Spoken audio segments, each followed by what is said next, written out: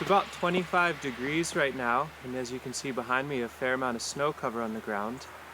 And so I'm propagating plants, and I've so far planted out over 100 black currants and elderberries this morning. And you might be asking yourself, how the heck is that even possible? And I'll suggest, I won't say that this is absolute best practice, but I have enough experience and feedback from these systems to know that it's very worth my while to do this. I'm taking hardwood dormant cuttings of these really hardy, beautiful plants and pushing them into the ground. Now there's snow on the ground, but it's actually thawed out below the snow. We had some thaws, and underfoot, especially in the areas where it's moist and deeply mulched, the ground is ready to go. And so we're meeting the criteria of warm root zones, or warm enough, and a cool top area. So I'm going to go through and actually cut back. And right behind me here is one of my favorite elders. This is a variety called Scotia. And at this moment, mid-March 2018, we're completely sold out, but we'll absolutely have a bunch more cuttings and plants for the fall. But for those of you that are growing these plants, you might be excited to do some propagation even though it looks like this out. And so what I'll do is go through and just take some basic pruning cuts. And I'm checking that it has green on the interior, which it does. And I'm going to take some nice long cuttings here. I'm thinning to the south, and I'm thinning the interior. Ultimately, I'm going to prune this beast back quite a bit. Believe it or not, almost all of this growth is from just last year. I cut these down near to the ground every year, and they put up 8 feet of growth with no problems. It's an absolute powerhouse plant. Tons of respect for my elders and tons of respect for the elder. Let's go stick them in the ground. So we're at the southern hedgerow of the southern edge of the property. You can see our living wall here. And so this way is to the north on our side of the property, and there's a ditch here where water's moving through, slowly releasing excess water through the landscape. So my thought is these elders would be absolute prime candidates to occupy the niche between that running spring flow and this really buffering and nutrient accumulating wall of debris. So let me just actually get on with it.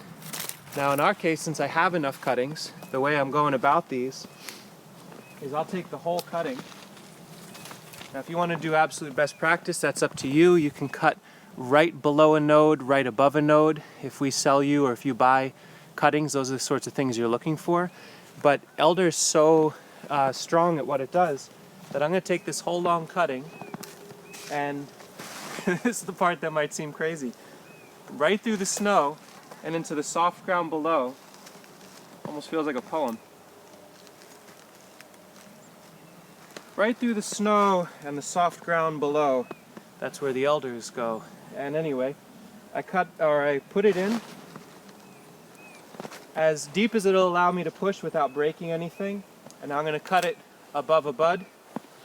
I'm going to inspect again that yes, I've got nice green all the way throughout that next cutting. And I'll push the next one just a few feet over.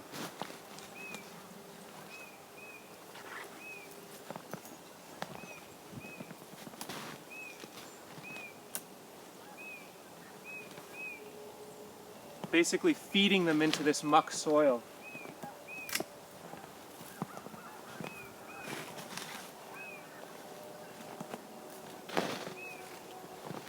Let me get one here.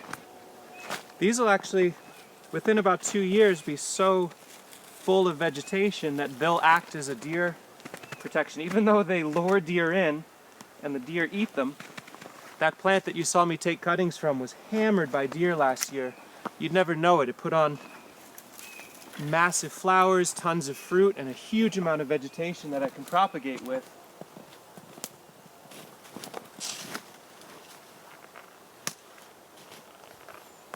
I hit a root there, so I moved over a few inches.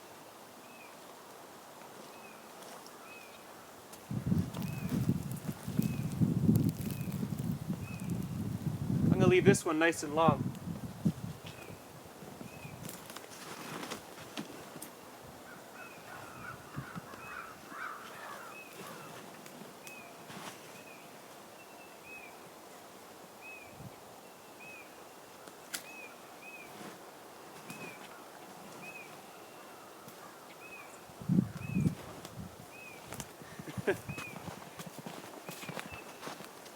So, a little hedgerow of elderberries planted.